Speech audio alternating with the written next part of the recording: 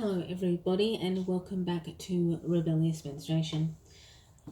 Today we are doing a stasher bag update.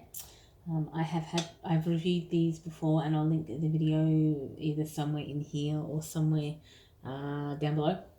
And however, I have more. I think I only had 2 the last time. I have 4 of these snack bag sizes. These are the ones that I'm going to be talking about in a minute. And the lime green and the white, and then I've got 6 bigger ones in lime, rose, orange, this delightful orange colour, blue, black, and of course this teal colour. So these are the 2 that I have in snack size and in sandwich size.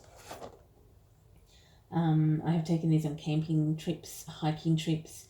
I have used them as purses for festivals, and I have used them for snacking. And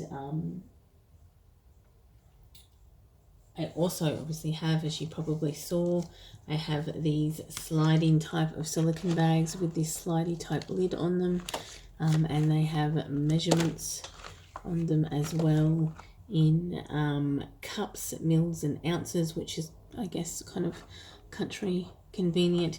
And also I have these types of full circle snack bags. I think I have reviews, I know I have reviews on a full circle, and I think I may have a review on these ones as well.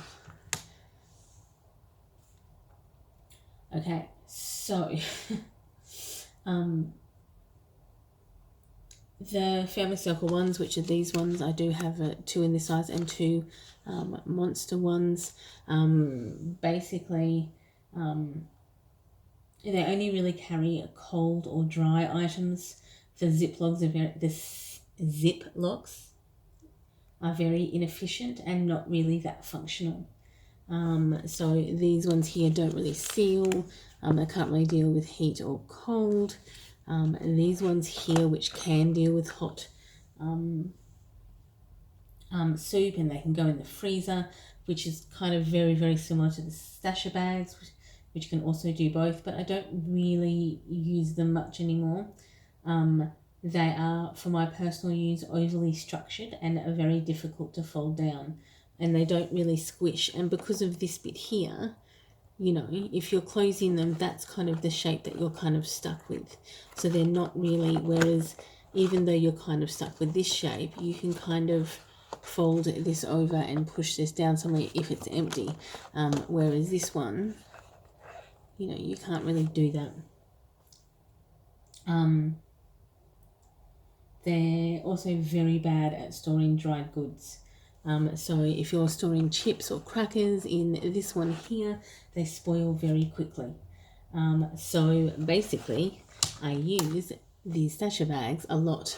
As you can see, this one has actually this was some of the hiking snacks that I had last time. This one has my cords in it, which is actually still from hiking last time, which was still 2 weeks ago.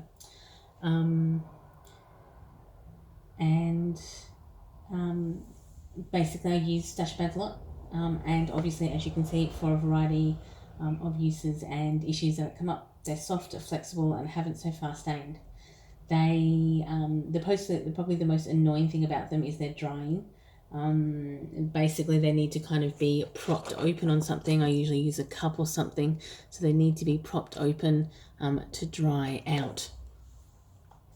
And that can actually take quite a while just because of the way that they are.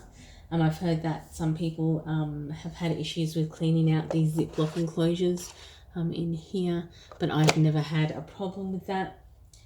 Mine have all pretty much cleaned up pretty well. The other issue that I've heard reported is that the Ziplocs randomly open and have spilled their contents. I've had these stashes with me hiking, and I've had them kind of shoved into my backpack or shoved them into my side pocket of my backpack, and I've never had them do this. But usually if I'm closing it, what you can do is squeeze the air out and then do the zip locker, and that way as you can see, they're a bit more squishy because there's no air in them, I imagine. And it's the same with this one. I squish the air out before I close the ziplock, which means I highly doubt that's going to pop open. They really pop open when there's excess air. Mainly the design, basically my biggest design feature that I don't like is that there's a clear side and an opaque side. So as you can see, there's this kind of opaque side, and then on this side it's very clear.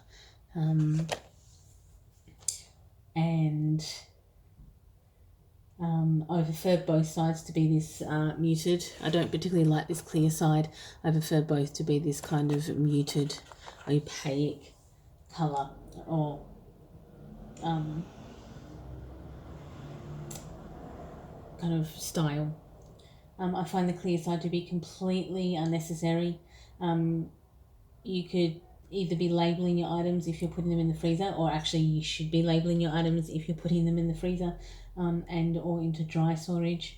And actually you're actually clearly able, as you can tell, you are clearly able to see what is in them.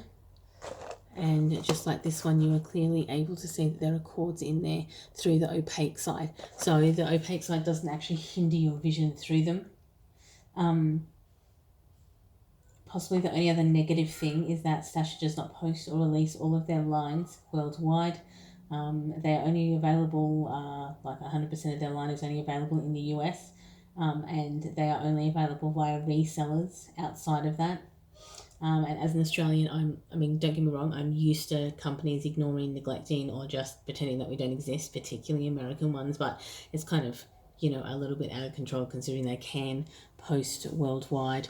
They don't have to restrict access to their goods.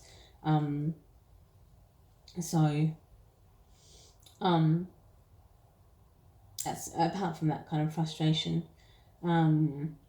So that I love these, and will definitely kind of collect more as I go along. At the moment, having 4 snack bags and 6 sandwich bags seems to be doing perfectly fine for me, and seem to work perfectly well. I will link their website and the websites I got actually this stash from, which was Flora and Fauna and Biomi, and that will be linked below. Thank you for watching. Enjoy your morning, afternoon, or evening, depending on where you are in the day, and I, of course, will see you all next video. Bye, everyone.